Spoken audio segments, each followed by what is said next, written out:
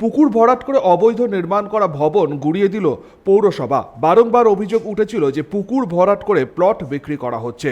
শেষ পর্যন্ত আসানসোল পৌর নিগম কঠোর পদক্ষেপ নেয় সোমবার। এদিন সকালে বুলডোজার চালিয়ে অবৈধ নির্মাণ ভেঙে ফেলা হয়। আসানসোল উত্তর থানার পলাশডিয়া মৌজায় থাকা একটি পুকুর ভরাট করে জমি বিক্রি করা হচ্ছিল কোটি টাকায়। পৌর নিগম এবং ভূমি ও ভূমি রাজস্ব দপ্তরের তদন্তে উঠে আসে যে ওই অঞ্চলে আগে পুকুর ছিল, যা বেআইনিভাবে ভরাট করে প্লট বানানো হয়েছে। তারপরই তা কড়া হাতে দমন করে নগর নিগম ও ভূমি রাজস্ব দপ্তর।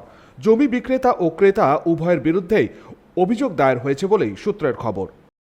একটা ছিল ওদের বহুদিন ধরে, সেটা এখান থেকে সবাই মিলে কিছু লোক আর কি এটা ফিল আপ করে এটা প্লটিং করে বিক্রি করার এটা একটা চক্রান্ত করছিল। অফিসে আমাদের কাছে অনেক কমপ্লেন গেছে। তারপরে আমরা হয়তো বিএলও স্যারকে বলা হয়েছিল যে এটা আপনারা চিঠিও পাঠানো হয়েছিল ডিমার্কেশন করে দেন। সেই ডিমার্কেশনটা ওনারা করে দিয়ে আজকে যৌথভাবে আমরা এটাকে আবার রেস্টোর করার জন্য আমরা এখান থেকে অফিস থেকে সবাই এসেছি। কনস্ট্রাকশন করে রেখেছে ওরা, কিন্তু সেটা আমরা এগুলো সবগুলো ভেঙে দিয়ে আবার সেটা পুকুরে আমরা আবার এটা রেস্টোরেশন করবো আর কি। আজকে অনেকটা করা হয়েছে, এটা এবার আপনাকে পুরোটা কমপ্লিট করে দেওয়া কয়েকদিন। এই কাণ্ডে শ্যামল কৃষ্ণ রায়, তপস নন্দী সহ মোট 30 জনের বিরুদ্ধে মামলা দায়ের করা হয়েছে। অভিযুক্তদের মধ্যে জমি বিক্রেতা ও ক্রেতা উভয় রয়েছেন।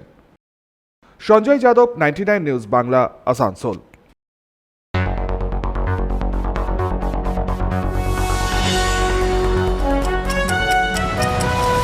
আপনারা দেখছেন 99 নিউজ বাংলা। বদলাবো আমরা।